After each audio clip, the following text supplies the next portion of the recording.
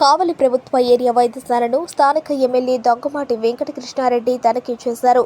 ఆసుపత్రిలో వసతులను పరిశీలించి అనంతరం డాక్టర్లు, సిబ్బందితో కలిసి కమిటీ సమావేశం నిర్వహించారు. ఈ కమిటీ సమావేశంలో పలు అంశాలపై చర్చించి డాక్టర్లకు, సిబ్బందికి సూచనలు, సలహాలను ఇచ్చారు.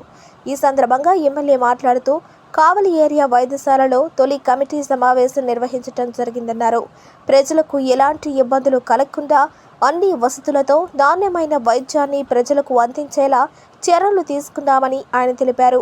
ఆసుపత్రిలో ఉన్న టాయిలెట్లు, కాంపౌండ్ వాల్, ఇన్నర్ రోడ్లు నిర్మాణానికి త్వరలోనే శ్రీకారం చుడతామన్నారు.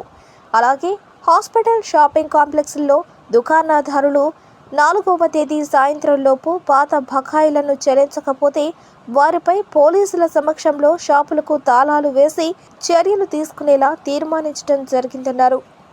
ఎక్కువ రేట్లు కలెక్ట్ చేస్తూ ప్రభుత్వానికి చెల్లించాల్సినటువంటి రెంట్ల కట్టని కారణాన ఈ రోజున వాటన్నిటిని తొందరలోనే సీజ్ చేసే కార్యక్రమానికి కూడా ఈరోజు బోర్డులో తీర్మానం చేయడం జరిగింది. ఈ సందర్భంగా షాపులు తీసుకున్న కౌలుదారులందరూ కూడా మీ ద్వారా కూడా తెలియజేస్తున్నా, రేపటి సాయంత్రం లోపల అందరూ కూడా రెంట్లు కట్టి అందరూ కూడా రసీదులు పొందనైతే మీ షాపులు మీరు యథాతథంగా నిర్వహించుకోవడానికి మా బోర్డుకి కానీ మా హాస్పిటల్ యాజమాన్యానికి కానీ ఎవరికి ఇబ్బంది లేదు.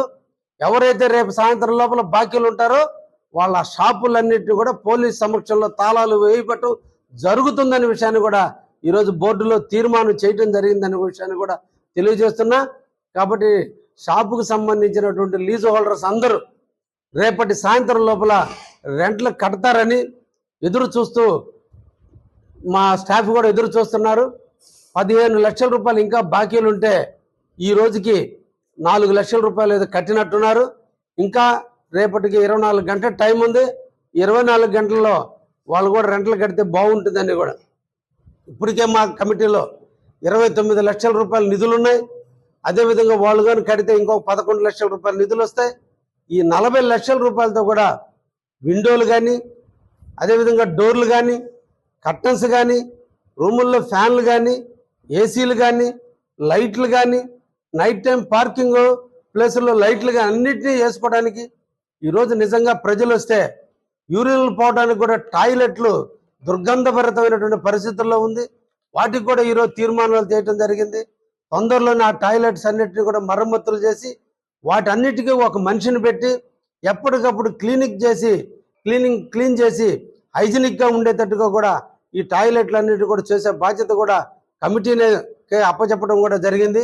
మా కమిటీ సభ్యులు నిరంతరం కూడా సర్వీస్ ఓరియంటెడ్లో అన్ని కార్యక్రమాలు నిర్వహిస్తారని, తప్పకుండా పేద బడుగు బలహీన వర్గాలకు సంబంధించిన ప్రభుత్వ హాస్పిటల్లో ఈరోజు రోజుకి 500 మంది ఓపీ ఉంటే దాన్ని ఇంకా ఎక్కువ మందిని పెంచేటట్టుగా చూస్తామని, డాక్టర్లు కూడా ఉదయం 9 గంటలకే వచ్చేటట్టుగా, సాయంత్రం 4 గంటల వరకు ఇక్కడ పేద ప్రజలకి అందుబాటులో ఉండేటట్టుగా, ఎమర్జెన్సీ డాక్టర్ 24/7 డాక్టర్లు ఉండేటట్టుగా అందరికి కూడా ఈరోజు రూల్స్ని ఫ్రేమ్ చేయడం కూడా జరిగింది.